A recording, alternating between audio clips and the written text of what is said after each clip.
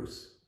I've been growing bonsai for more than 40 years, and I've put together this little YouTube channel just to share my personal journey with you. I want to give you a little bit of background.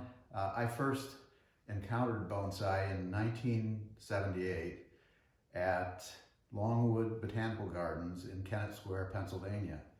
And that was an amazing day. It was an accidental visit, and I happened to walk into their collection, which was amazing to me, but perhaps not spectacular by modern standards. What really jumped out at me was there was a twin trunk American larch. I live in northern Michigan, and in fact I live on the edge of a lake, and I've spent my entire lifetime, as much of it as possible, exploring the woods and rivers and just getting to know the topography, the flora, the fauna of northern Michigan. It's a beautiful place, challenging place to grow bonsai. But to go back to that larch, two trees together, and it was spectacular. It sent me into a reverie. So I very quickly got out my little shovel and dug up some little trees and stuck them in pots and started waiting. And it wasn't until my wife pushed me to join a bonsai club, which is the Ann Arbor Bonsai Club, that anything particularly useful happened in my bonsai. In fact, I was doing everything wrong. I can't think of a single thing I was doing right in the beginning. And back at that time in the 70s, many of you weren't even there then, but back in that time, there was very little information about classical bonsai in the United States. There were very few practitioners. There were very few people who had studied in Japan. And yet there was interest in bonsai throughout the country. So I joined the Ann Arbor Bonsai Society. I was very lucky to make friends there quickly. I bumped into Jack Weichel, who I believe was one of the founders, or maybe the founder, of the Ann Arbor Bonsai Society. And although Jack didn't do the type of traveling and demonstrating that many bonsai experts did, he had an amazing way with plants. He's very much known for his indoor shohin bonsai that are only a few inches tall, but he also is a great bonsai grower. He had an outdoor collection of very beautiful bonsai trees, some of them native, some of them non-native. He didn't do a lot of wiring. He did a lot of what I would call clip and grow, and he often used guy wires or strings to tie things down, and he had amazing results. In fact, I would say that one of the few other growers in the United States who has the kind of expertise with deciduous trees would be Bill Valavanis. And Bill actually was, I believe, one of the first Americans to apprentice in Japan. And so anyway, I learned from Jack, I learned from Bill, I learned from many of the people who were very active in bonsai at that time, 40 years ago. So you're talking about people like Chase Rosade, who's a good friend, Dan Robinson, who really got me started with the whole concept of collecting really beautiful, amazing material. And he also, I credit Dan with putting power tools in my hand for the first time and teaching me what could be done with power tools and carving. So I used to write, I used to teach, I used to demonstrate, I used to hold workshops. I did this all over the country, and if you do remember seeing me in the 80s or 90s, that means you're an older bonsai practitioner. So I really jumped into it. I believe that I've written articles for all of the American bonsai publications. In fact, I think my trees have been on the cover of BCI, or International Bonsai Bills magazine, as well as the American Bonsai Society. I suffered a terrible catastrophe with my trees. Back in the late 90s, well, first of all, I had a degenerate neighbor who poisoned many of the best trees in my collection with turpentine.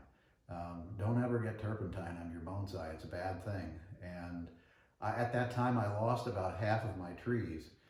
I had another disaster that was really related to travel, and the types of companies that I've been involved in my career have been antithetical to bonsai because they've required me to go out of town a lot in the spring and fall, the two times that are busiest for bonsai in the United States. So I'm not a good model for bonsai people. I'm not a professional. I never have been a professional, and I never will be a professional. But if you follow my channel, I think you'll learn something. So my second bonsai catastrophe occurred.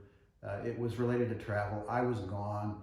Maybe there was a miscommunication, but somehow my trees went unwatered for about a week and a half in the summertime. Even in Michigan, without rain, that was too much for the vast majority of them. So I entered the 2000s with a very small collection of bonsai, and one that I couldn't care for.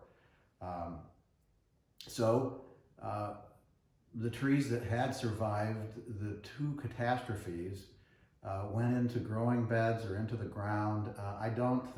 I think there was a period of more than 10 years when I had no bonsai, even in a bonsai pot. One day when I was absolutely at my total nadir of bonsai happiness, I called my close friend Dean Bull in Traverse City, and Dean is an accomplished bonsai grower and artist, and he'll also tell you quite gleefully that his profession is he's a horologist. You might want to look that up.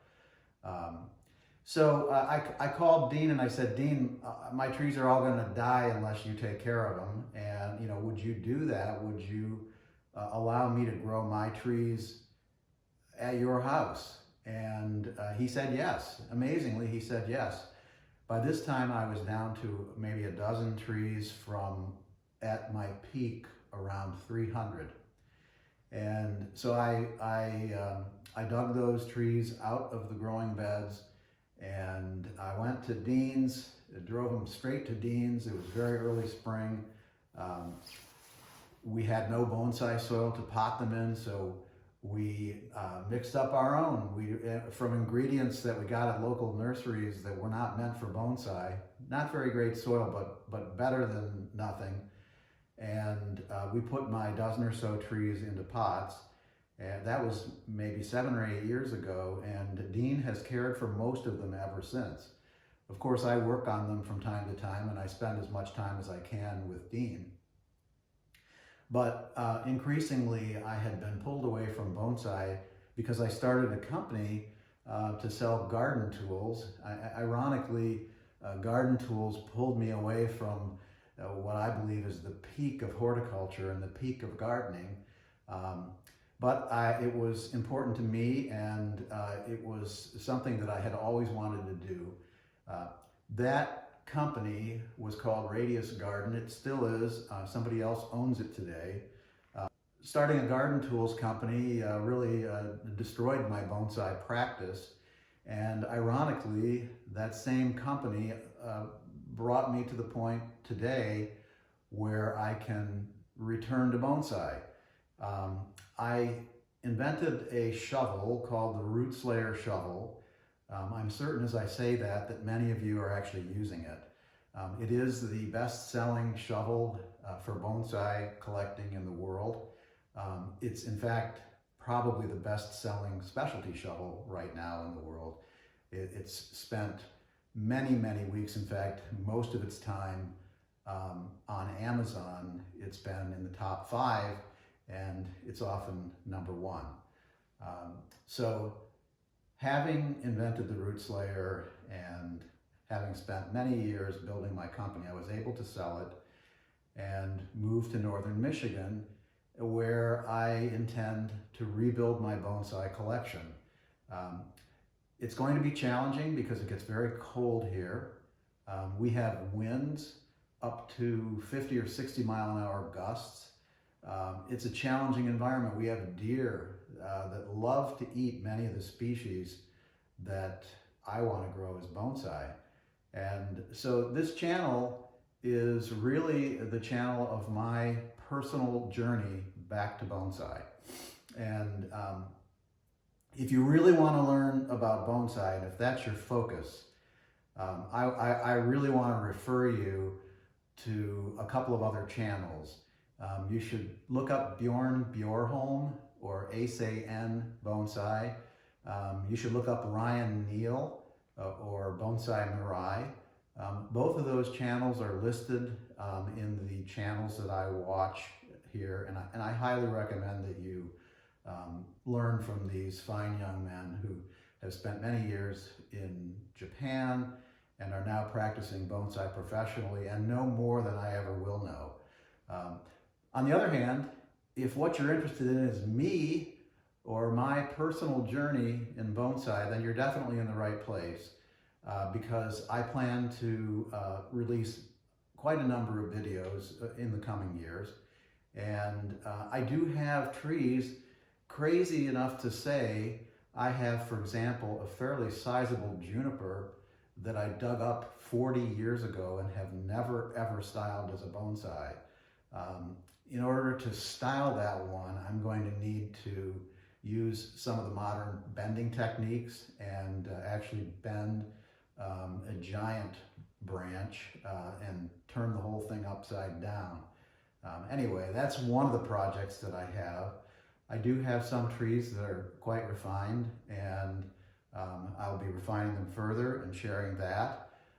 And I have some close friends in the area who are going to tag along with me on some of my activities, and then I'll also be tagging along with them and filming their activities. I'll introduce you to them as we go along.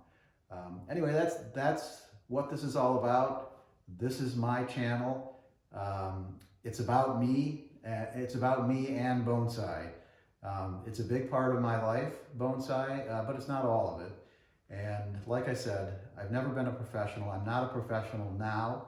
I never will be a professional, and I don't know everything you need to know, but I do know a lot, and I plan to share all of that with you if I can.